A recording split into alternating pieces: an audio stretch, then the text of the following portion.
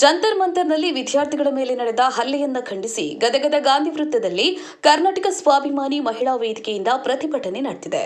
Neat ಪ್ರಶ್ನೆ ಪತ್ರಿಕೆಯನ್ನ ತನ್ನ ಸ್ವಂತ ಲಾಭಕ್ಕಾಗಿ ಕೇಂದ್ರ ಶಿಕ್ಷಣ ಸಚಿವ ಮಾರಿಕೊಂಡಿದ್ದಾರೆ ಎಂದು ಆರೋಪಿಸಿರುವ ಅವರು ಬಡ ವಿದ್ಯಾರ್ಥಿಗಳ ಮೇಲೆ ಹಲ್ಲೆ ಮಾಡಿಸಿದ ಕೇಂದ್ರ ಸರ್ಕಾರಕ್ಕೆ ಧಿಕ್ಕಾರ ಎಂದಿದ್ದಾರೆ.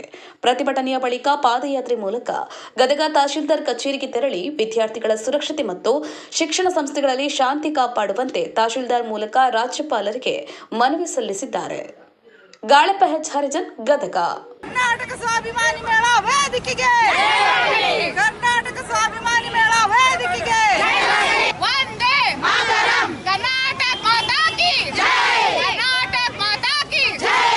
ನ್ಯಾಯವನ್ನು ಗೆಲ್ಲುತ್ತೇವೆ, ರಕ್ತವನ್ನು ಚೆಲ್ಲುತ್ತೇವೆ, ನ್ಯಾಯವನ್ನು ಗೆಲ್ಲುತ್ತೇವೆ, ರಕ್ತವನ್ನು ಚೆಲ್ಲುತ್ತೇವೆ, ನ್ಯಾಯವನ್ನು ಗೆಲ್ಲುತ್ತೇವೆ. ವಿದ್ಯಾರ್ಥಿಗಳ ಮೇಲೆ ದೌರ್ಜನ್ಯ ಮಾಡಿರುವ ಅಧಿಕಾರಿಗಳಿಗೆ ಹೇಳಿದಿಕ್ಕಾರ.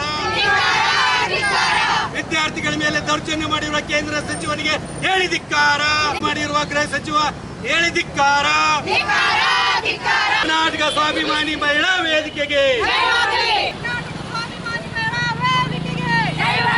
ರಾಷ್ಟ್ರಪತಿಯವರಿಗೆ ತಮ್ಮ ಮೂಲಕ ಒಂದು ಗದಗ ತಹಶೀಲ್ದಾರ್ ಅವ್ರ ಮುಖಾಂತರ ನಾವು ಮನವಿಯನ್ನು ಕೊಡ್ತಾ ಇದ್ದೀವಿ. ಆಮೇಲೆ ಇವಾಗ ಏನಂದ್ರೆ ಮಕ್ಕಳಿಗೆ ಒಂದು ಪ್ರಕರಣವನ್ನು ಹಿಂಪಡಿಬೇಕು, ವಿದ್ಯಾರ್ಥಿಗಳಿಗೆ ನೀಟ್ ಪ್ರಶ್ನೆ ಪತ್ರಿಕೆಯನ್ನು ಮರುಪರೀಕ್ಷೆಯನ್ನು ಮಾಡಲೇಬೇಕು, ಅದ್ರ ಜೊತೆಗೆ ನ್ಯಾಯವನ್ನು ಒದಗಿಸಿಕೊಡಬೇಕು. ಇನ್ನಷ್ಟು ಸುದ್ದಿಗಳಿಗಾಗಿ ಈ ಕೂಡಲೇ ಸಬ್ಸ್ಕ್ರೈಬ್ ಮಾಡಿ ಅಂಕುಶ. ಇದು ಜನಪರ ಧ್ವನಿ.